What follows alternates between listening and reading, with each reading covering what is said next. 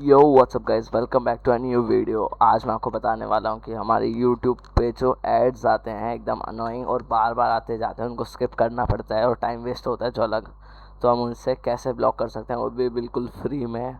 और किसी भी तरीके का आपको कोई टूल भी यूज़ नहीं करना पड़ेगा, बस एक हाइफन मेथड है, वो मैं आपको बताता हूँ अभी। तो पहले आपको क्या करना है, अपना क्रोम वेब ब्राउज़र खोलना है और कोई सी भी एक ऐड वाली वीडियो चला कर दिखा। जैसा कि आप देख सकते हैं, ये एक ऐड वाली वीडियो आ गई है, तो हम इसे क्या करेंगे, ऐड एकदम ब्लॉक करने के आपको क्या करना है, ये जो यूट्यूब है यहाँ पे आपको क्रोम ब्राउज़र पे ही खोलना है।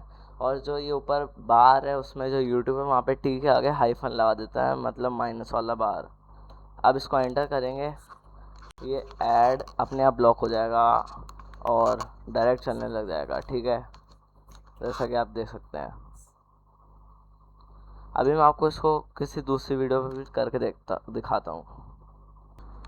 जैसा कि आप देख सकते हैं, मेरे को एक और ऐड वाली वीडियो मिल गई है, तो अब इसको कैसे स्किप करेंगे अपन। यहाँ पे टी पे जाएंगे और टी पे हाइफन लगा देंगे